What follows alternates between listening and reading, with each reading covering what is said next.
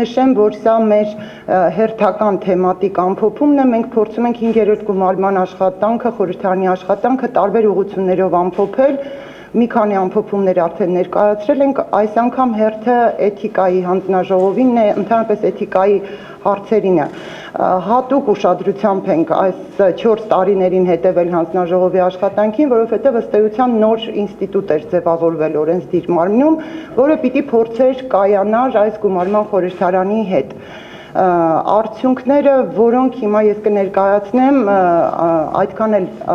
ինստիտուտի կայացման մասին չեն խոսում, բայց փորձեմ նախ թվային տվյալներով որոշակի պատկեր ներկայացնել միտումների մասին, մեր գնահատականների մասին գոռը կխոսի։ Ուղղակի փոքրիկ ծանուցում, որ էթիկայի հանձնաժողովը ԱԺ համաձայն 3 հիմնական գործառույթ կարող է անել, այսինքն կարող է եզրակացություն ներկայացնել Սահմանադրության 65-րդ հոդվածի պայմանները խախտելու վերաբերյալ, խոսքը ձեռնարկատիրական գործունեությամբ զբաղվելու մասին է, ըստ էության նաև շահերի բախման խնդիրի, կարող է որոշում կայացնել էթիկայի կանոնները խախտելու վերաբերյալ եւ նորից որոշում կայացնել падգամավորի կողմից շահերի բախման վերաբերյալ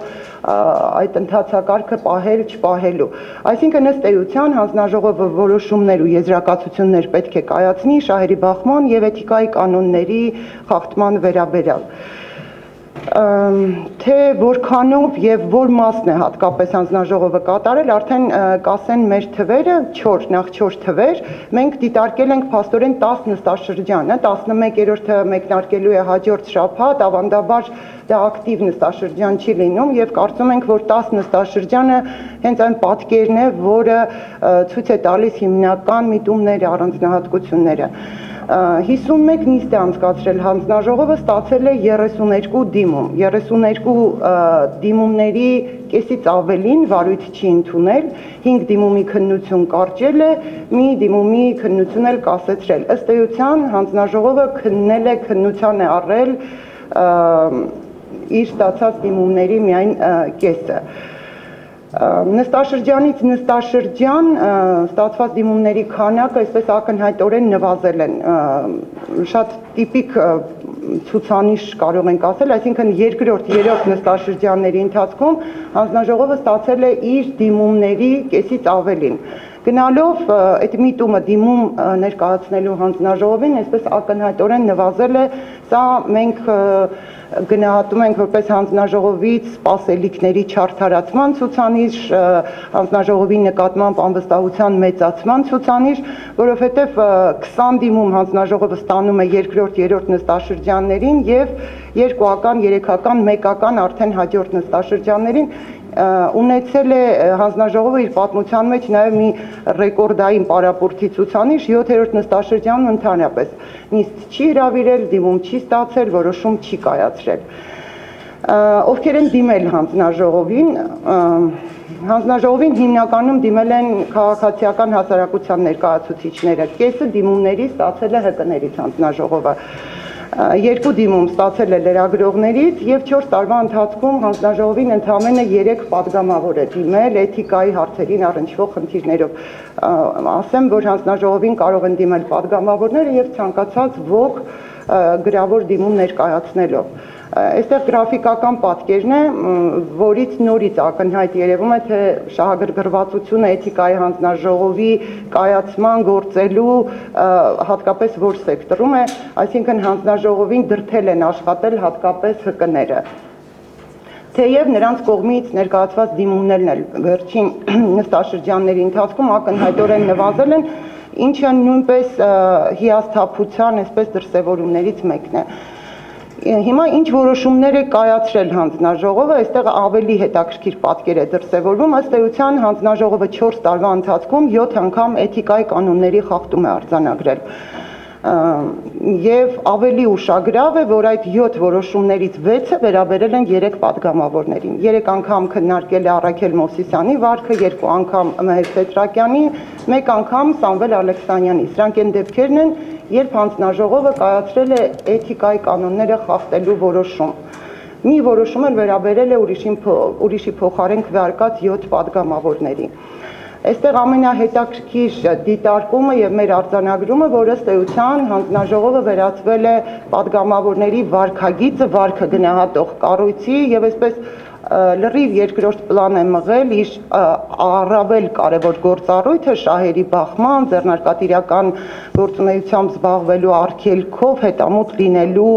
այդ գործառույթը։ Այսինքն հանձնաժողովը վերածվել է մի կառույցի, որը պարզապես գնահատում է падգամավորների վարքագիծը, նրանց էթիկական պահելաձևը եւ այդպես էլ նստաշրջանների ընթացքում չի վերածվել այն ինստիտուտին, այն հակակոռուպցիոն գործիքին, որի նպատակը դրա ստեղծման ժամանակ կար։ Երկու անգամ է շահերի բախմանն առնչվող հարց քննարկվել, մեկը վերաբերել է Միքայել Մելքումյանին, մյուսը Հերմինե Նաղդալյանին, երկու դեպքում էլ դիմումները մերժվել են ապացույցների անբավարարության պատճառով։ Ես հիմա ուղղակի այսպես շատ հակիրճ թվային տվյալներն եմ ասում, զեկույցում մենք ունենք եւ կոնկրետ այդ դեպքերի նկարագրությունները եւ որոշումների ավելի մանրամասն դիտարկումները եւ մեր վերլուծությունները։ Եվ երկու դիմում ուրիշի փոխարեն քվեարկելու վերաբերյալ մեկի առնչությամբ որոշումը կայացվել է հենց պարոն Հարությունյանի նախագահության շրջանում, խոսքը 7 падգամավորների մասին էր, երկրորդը հիմա հանձնաժողովի քննության առարկան է։ Ես վերջում եզրափակեմ այս դիտարկումը, որ հանձնաժողովը ղեկավարել են ամենամեծ ընդդիմադիր եւ ամենամեծ իշխանական խմբակցությունները, ըստ էության միայն մեկ անգամ է ՀԱԿ-ը երկրորդ նստաշրջանում նախագահել եւ ամենամեծ քանակով դիմումներ ու ամենամեծ ակտիվությունը գրանցել է հենց այս շրջանում, իսկ դրանից հետո արդեն 6 անգամ ՀՀԿ-ն է նախագահել, 2 անգամ ԲՀԿ-ն։ Իդեպ առաջին նստաշրջանում են միայն այդ որոշումները հրապարակվել արժանապատվից, մյուս դեպքերում դրանք պարզապես բաժանվել են լրագրողների, այսպես հրապարակայնության շատ ավելի ցածր աստիճան ապահովելով։ Սրանք այն ցուցանիշներն են, որոնցից մենք մի շարք եզրակացություններ ենք արել, ամենահիմնականը, որ ըստ էության հանձնաժողովը դարձել է անարդյունավետ գործիք, որին չեն հավատում ոչ падգամավորները, ոչ